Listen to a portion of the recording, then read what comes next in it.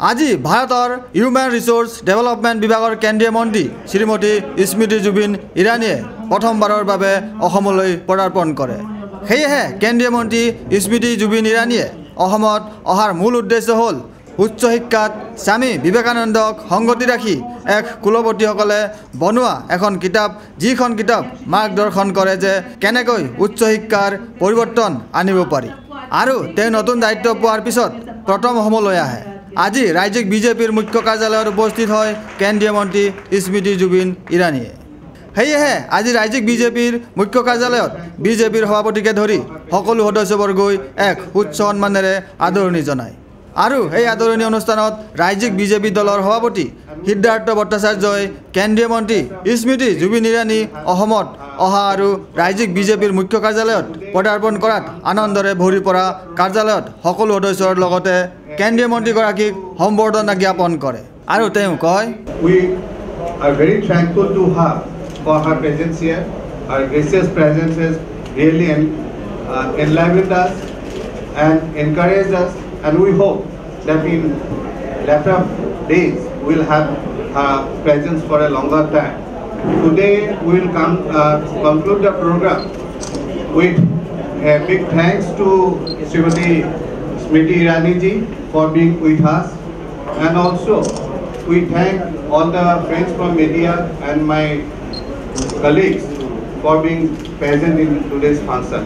লগতে আজিৰ এই প্ৰথম বিজেপিৰ মুখ্য কাৰ্যালয়ত প্ৰৱেশ কৰি আদৰণীয় শলাগ লৈ আনন্দৰে ভৰি পৰা কেন্দ্ৰীয় মন্ত্ৰী স্মৃতি ইৰাণীয়ে কয়, आज मैं यहाँ पर एक उच्च शिक्षा में स्वामी विवेकानंद जी के रेलेवेंस को निखारते हुए एक कुलपतियों द्वारा बनाया गया एक किताब है जो मार्गदर्शन देता है कि कैसे उच्च शिक्षा में बदलाव आना चाहिए देश में। उसके संदर्भ में एक कार्यक्रम में आई थी और नया दायित्व मिलने के बाद ये पहली बार मेरा आपके प्रदेश में आना हो रहा है। इसलिए मैं अध्यक्ष जी के प्रति और पूरे संगठन के प्रति आभार व्यक्त करती हूँ कि आपने मेरा आज यहाँ पर सम्मान किया और बड़ों ने मुझे आज यहाँ पर आशीर्वाद दिया। आप सब भलीभांति इस बात से परिचित हैं कि 30 साल बाद एक पूर्ण बहुमत की सरकार केंद्र में आई है और उस सरकार का केंद्र में आना मात्र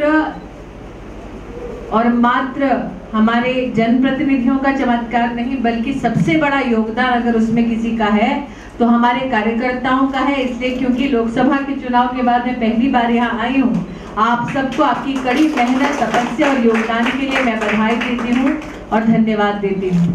लेकिन आप सबने देखा किस प्रकार से नरेंद्र भाई जब पहली बार संसद गए तब उन्होंने संसद की सीढ़ियों पर सर झुकाकर प्रणाम करके अपने आप को प्रधान सेवक के रूप में प्रस्तुत किया और कहा देश की संसद उनके लिए मंदिर है और मंदिर में पूजने वाले हमारे जो भगवान स्वरूप है वो हमारी जनता जनार्दन है।